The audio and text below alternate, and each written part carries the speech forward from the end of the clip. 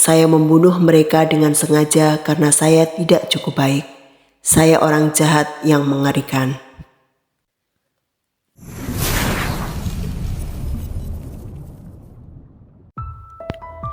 Rumah sakit Countess of Chester adalah salah satu rumah sakit yang terletak di Chester, Cheshire, Inggris. Rumah sakit ini dikelola oleh National Health Service Foundation Trust. Namun siapa menyangka salah satu perawat dari rumah sakit ini bernama Lucy Letby akan menorehkan sejarah kelam dalam dunia kesehatan. Ia berhasil menggeser pasangan predator anak Mira Helmsley dan Ian Brady yang telah memperkosa dan membunuh 5 anak pada tahun 1960. Lucy Letby membunuh 7 bayi dan melakukan percobaan pembunuhan pada 8 bayi lainnya. Lucy Letby adalah seorang perawat yang mulai bekerja di Rumah Sakit Countess of Chester tak lama setelah ia lulus dari jurusan keperawatan Universitas Chester pada tahun 2012. Lucy merupakan anak tunggal pasangan Susan dan John Letby. Ia lahir pada Januari 1990. Saat itu, ia lahir dalam kondisi yang sangat buruk. Namun berkat ketekunan para perawat saat itu, Lucy kecil bisa bertahan hidup. Hal inilah yang kemudian mendorong Lucy ingin menjadi perawat agar ia bisa menyelamatkan bayi-bayi malang seperti dirinya. Hal ini ia utarakan pada Dawn Howe, sahabat masa kecilnya. Usai menyelesaikan sekolah di Hereford Farm College, Lucy melanjutkan studi ke Chester University. Sembari kuliah, Lucy juga mengambil pekerjaan sambilan sebagai mahasiswa perawat magang. Ia resmi terdaftar sebagai perawat di unit neonatal Rumah Sakit Countess of Chester pada tahun 2012 dan pada tahun 2015 ia berhasil meraih predikat perawat band 5 atau perawat utama dan ditempatkan di ICU unit neonatal yang menangani bayi-bayi yang memerlukan perawatan intensif. Namun sayangnya bersama dengan bergabungnya Lucy ke unit tersebut, angka kematian bayi melonjak drastis. Bahkan pada bulan pertama ia bergabung yaitu Juni 2015, 3 bayi meninggal dan 1 bayi sempat kritis, disusul rentetan peristiwa yang menimpa bayi-bayi hingga 2016. Berikut beberapa peristiwa naas yang menimpa bayi-bayi di unit tersebut. Untuk menjaga privasi pasien, polisi menyamarkan nama-nama bayi korban Lucy Letby.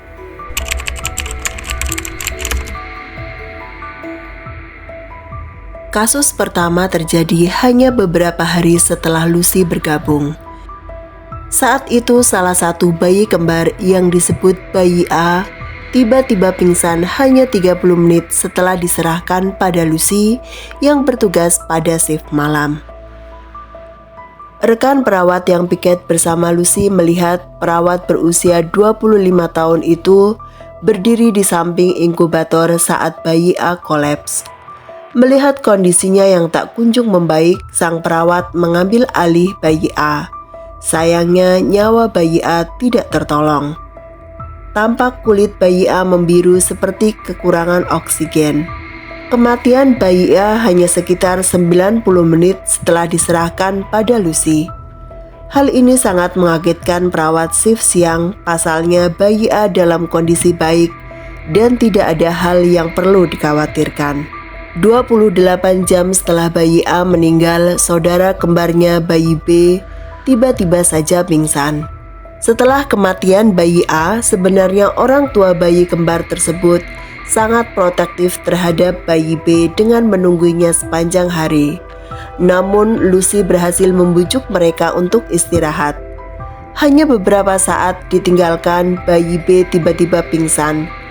Seperti pada bayi A, bayi B pun menunjukkan gejala yang sama, kulitnya kebiruan. Hasil pemeriksaan menunjukkan ditemukan udara dalam aliran darah bayi B.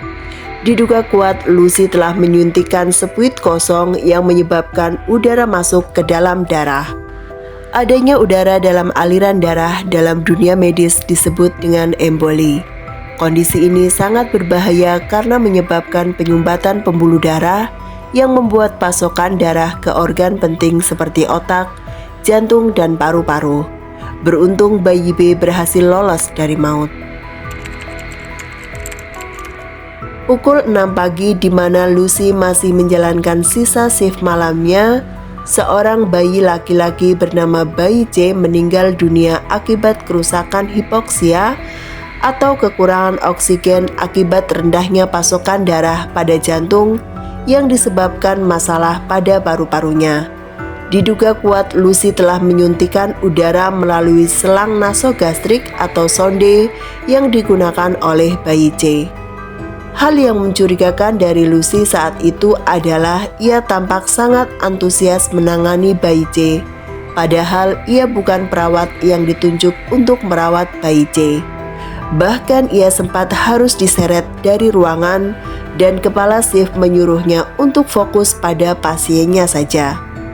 Orang tua bayi C juga mengakui bahwa Lucy datang membawa keranjang dan menawarkan tubuh bayi C untuk dimasukkan ke dalam keranjang tersebut sebelum bayi malang itu benar-benar meninggal dunia.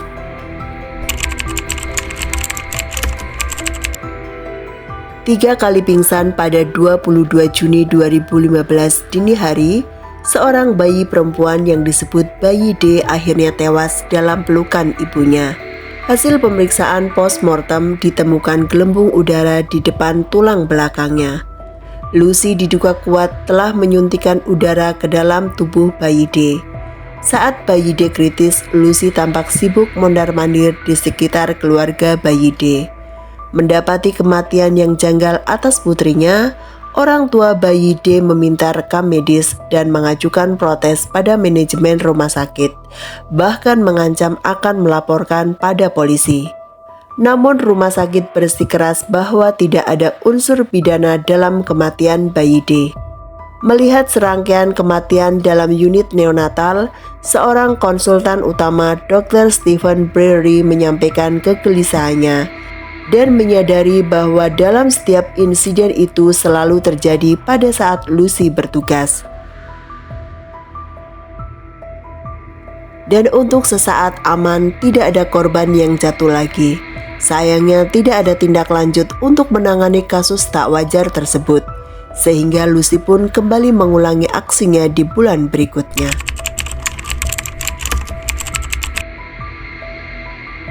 Orang tua kembar bayi prematur E dan F tak menyangka bahwa bayi E yang lebih sehat daripada saudara kembarnya justru harus meninggal pada 4 Agustus 2015 dini hari. Pukul 9 malam sebelum bayi E meninggal, sang ibu mengantarkan botol susu untuk anaknya yang diterima oleh Lucy. Ia diminta Lucy untuk meninggalkan ruangan saat perawat cantik itu menyusukan botol pada bayi E. Tak lama setelahnya bayi E muntah-muntah dan ditemukan bercak darah dalam muntahannya. Diduga Lucy telah melakukan kekerasan saat menyusui bayi E. Akibatnya bayi E meninggal dunia. 24 jam kemudian saudara kembarnya yaitu bayi F tiba-tiba pingsan. Detak jantungnya sangat cepat dan kadar gula darahnya sangat rendah. Hasil pemeriksaan menunjukkan kadar insulin tubuhnya sangat tinggi yang membuatnya mengalami hipoglikemia parah. Diduga kuat Lucy telah menyuntikkan insulin ke dalam tubuh mungil bayi F. Hal ini tentu sangat menyalahi prosedur perawatan karena bayi F tidak membutuhkan insulin. Akibat keracunan insulin ini, bayi F mengalami cacat permanen yang membuatnya kesulitan belajar seperti anak lainnya. Ini sangat menghancurkan kedua orang tua mereka karena sang ibu didiagnosa tidak bisa hamil dan bisa memperoleh bayi kembar setelah berulang kali gagal mengalami program bayi tabung. Saat diberitahu polisi pada tahun 2018 bahwa Lucy adalah orang yang bertanggung jawab atas apa yang terjadi pada bayi-bayinya, hati mereka sangat hancur dan marah. Ia menyesal karena dulu sangat percaya pada Lucy. Bahkan Lucy-lah yang memandikan jasad bayi E dan yang memilihkan aksesoris yang dikenakan bayi E saat pemakaman. Sama seperti orang tua bayi E dan F, orang tua bayi G juga harus menjalani program bayi tabung demi bisa memiliki bayi G. Lahir dengan kondisi yang sangat memprihatinkan, bayi G harus dirawat selama 100 hari di unit neonatal. Untuk merayakan kemampuan bayi G bertahan hidup, para suster menyiapkan spanduk dan kue untuk bayi G. Namun tak lama setelah itu, bayi G harus dilarikan ke rumah sakit Arrowi Park karena kondisinya menurun drastis. 5 hari dirawat dan setelah kondisinya stabil, bayi perempuan itu dikembalikan ke Countess of Chester. Namun sayangnya bayi itu kembali pingsan setelah 15 menit diberi susu oleh Lucy. Detak jantungnya naik tajam dan kadar oksigen darah sangat rendah. Meski lolos dari maut, namun bayi G harus cacat seumur hidup. Ia mengalami kelumpuhan otak, buta, dan skoliosis parah. Akibat insiden ini, orang tuanya trauma untuk memiliki anak lagi. Di sisi lain, mereka juga khawatir dengan masa depan anaknya jika kelak mereka sudah meninggal.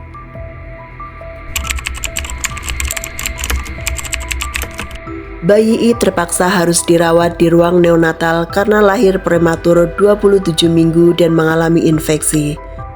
Namun ia mengalami beberapa kali pingsan yang mengharuskannya dilakukan resusitasi.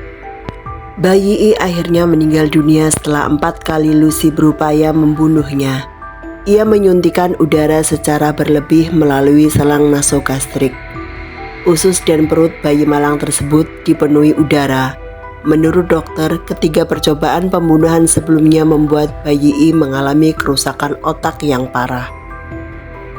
Keanehan yang ditunjukkan saat kematian bayi I adalah Lucy seolah mengetahui kondisi bayi sebelum ia dan rekan perawat memeriksanya. Ia juga tampak tersenyum aneh saat memandikan jenazah bayi malang tersebut.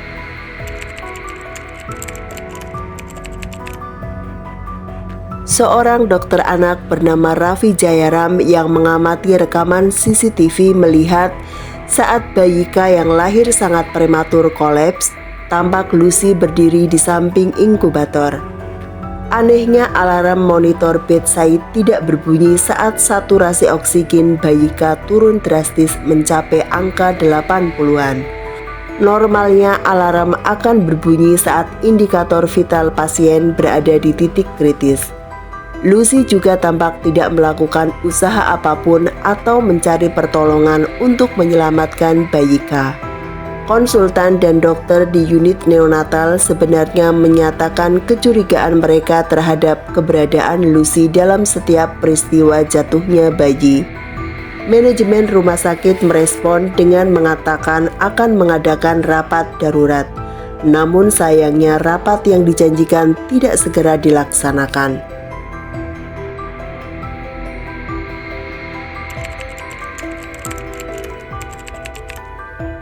Mencurigai peran Lucy dalam jatuhnya para bayi, membuat Lucy dipindahkan ke shift siang dan tragedi pun terjadi pada shift siang yang menimpa bayi L dan M. Bayi L disuntik insulin dan bayi M disuntik udara. Akibat tindakan ini bayi M mengalami kerusakan otak.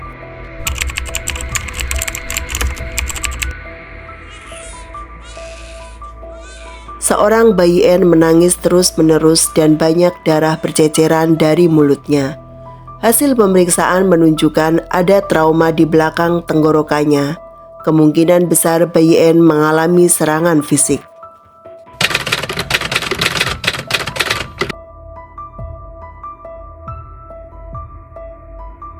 Pada saat bayi kembar 3 dilahirkan pada 21 Juni 2016 di Countess of Chester, Lucy sedang cuti liburan ke Pulau Ibiza, Spanyol.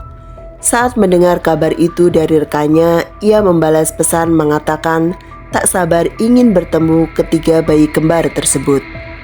Pada tanggal 22 Juni 2016, ia mengirimkan pesan lagi bahwa esok akan kembali bekerja dengan membawa kejutan. Kembalinya Lucy bekerja pada 23 Juni 2016 ternyata menjadi petaka mengerikan bagi bayi kembar 3. Bayi O yang merupakan bayi paling sehat dibandingkan kedua saudaranya tiba-tiba mengalami pingsan.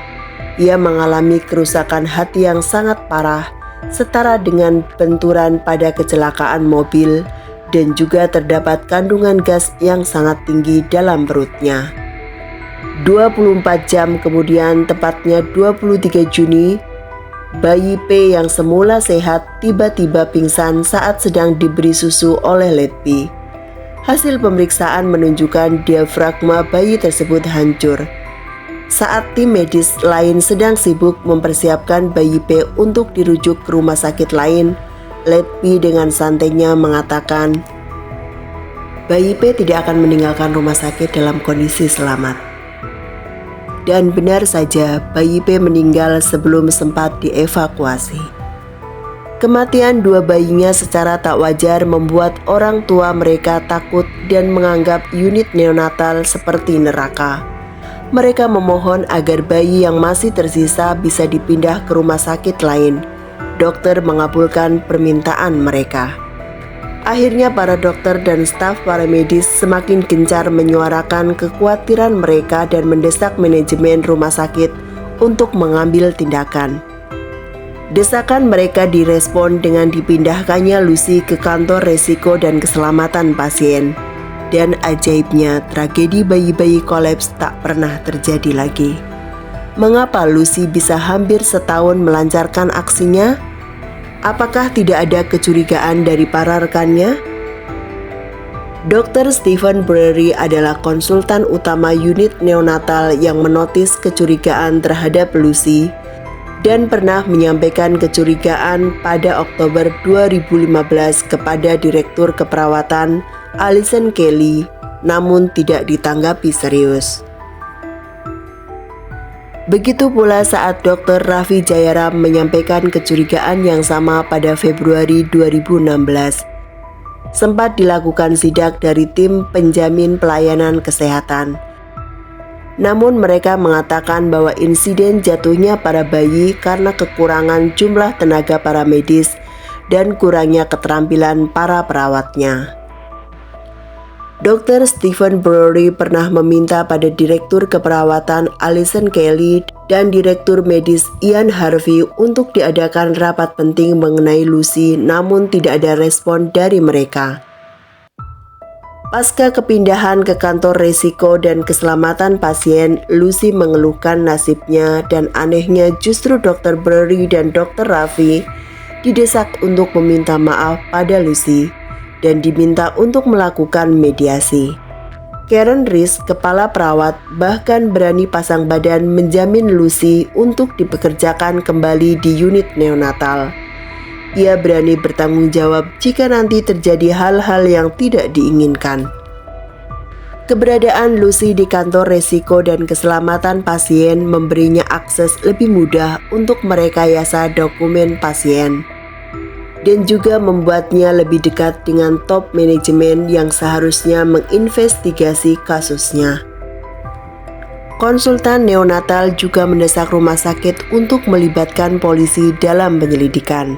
Namun Ian Harvey menolak dengan memanggil tim Royal College yang menangani kesehatan anak dan bayi untuk meninjau layanan unit neonatal pada September 2016. Hasil rekomendasi Royal College yang keluar November 2016, mereka merekomendasikan adanya penyelidikan eksternal terhadap kasus kematian tak terduga para bayi. Tak puas dengan rekomendasi tersebut, Ian Harvey meminta Dr. Jane Howden, seorang spesialis bayi prematur di London, untuk melakukan review terbatas. Hasilnya, dokter tersebut menyuruh 4 kasus bayi meninggal di unit neonatal perlu diinvestigasi forensik. Namun kedua rekomendasi tersebut diabaikan. Akhir Januari 2017, 7 konsultan unit neonatal diundang rapat dengan top manajemen rumah sakit termasuk Ian Harvey dan Direktur Utama Tony Chambers. Dalam rapat tersebut justru meyakini Lucy tidak bersalah dan mendesak para konsultan untuk meminta maaf pada Lucy. Ini dilakukan seolah bahwa rumah sakit tidak perlu melibatkan polisi demi menjaga reputasi rumah sakit. Meskipun Dr. Brody dan kawan-kawan melaksanakan perintah untuk meminta maaf pada Lucy, namun mereka tidak mundur untuk terus menarik polisi dalam investigasi. Beberapa minggu kemudian, Dr. Stephen Brody dan kawan-kawan nekat melaporkan hal ini pada polisi Cheshire. Keberanian mereka membuat manajemen rumah sakit tercengang. Polisi segera menanggapi laporan dengan membentuk operasi Hummingbird untuk melakukan investigasi. Penggeledahan di kamar Lucy di Westbourne, Cheshire menemukan sejumlah catatan yang seolah menjadi memoir kejahatan mereka. Aku sengaja membunuhnya karena saya tidak cukup baik. Saya tidak pantas untuk hidup. Saya membunuh mereka dengan sengaja karena saya tidak cukup baik. Saya orang jahat yang mengerikan. Banyak catatan lain dalam buku harian Lucy yang menjadi bukti kunci kejahatannya. Lucy kemudian ditangkap pertama kali pada 3 Juli 2018 dan sempat dibebaskan, namun ditangkap kembali pada Juni 2019. Terakhir, perawat cantik itu ditangkap kembali pada 10 November 2020. Pergantian manajemen rumah sakit, termasuk digantinya Ian Harvey dan mundurnya Tony Chambers, membuat penyelidikan kasus ini semakin mudah.